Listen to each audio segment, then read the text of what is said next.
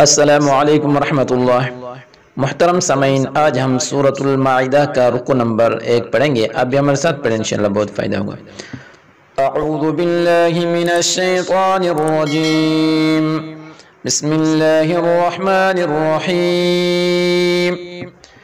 या अय्युहल्लज़ीना आमनू औफ़ू बिल उक़ूद उहिल्लत लकुम बहीमतुल अन्आम इल्ला मा युतला अलैकुम गैर मुहिल्लिस सैद व अंतुम हुरुम इन्नल्लाहा यहकुमु मा युरीद। या अय्युहल्लज़ीना आमनू ला तुहिल्लू शआइरल्लाहि वला الشهر الحرام ولا الهدي ولا القلائد ولا آمين البيت الحرام يبتغون فضلا من ربهم ورضوانا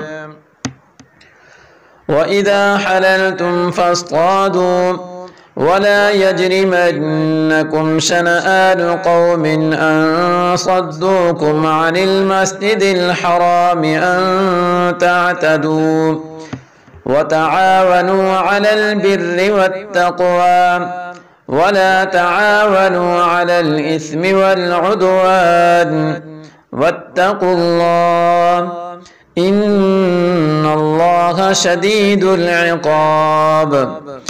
حرمت عليكم الميتة والدم ولحم الخنزير وما أهل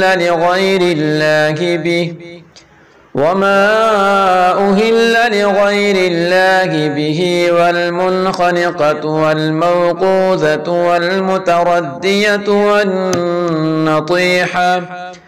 والنطيحة وما أكل السبع إلا ما ذكيتم وما ذبح على النصب وأن تستقسموا بالأزلام ذلكم فسق।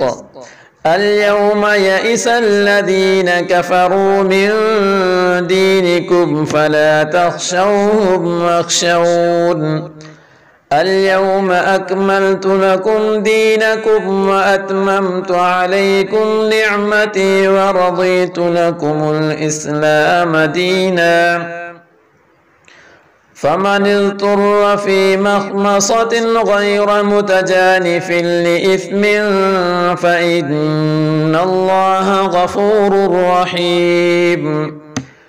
يسألونك ماذا أحل لهم قل أحل لكم الطيبات وما علمتم من الجوارح مكلبين تعلمونهن مما علمكم الله فكلوا مما أمسكنا عليكم واذكروا اسم الله عليه واتقوا الله إن الله سريع الحساب। اليوم أحل لكم الطيبات وطعام الذين أوتوا الكتاب حل لكم وطعامكم حل لهم والمحصنات من المؤمنات والمحصنات من الذين أوتوا الكتاب من قبلكم إذا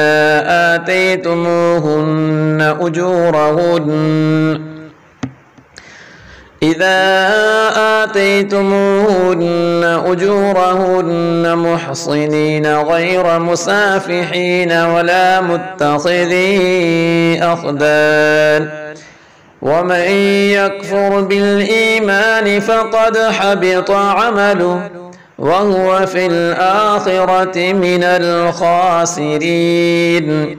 صدق الله العظيم।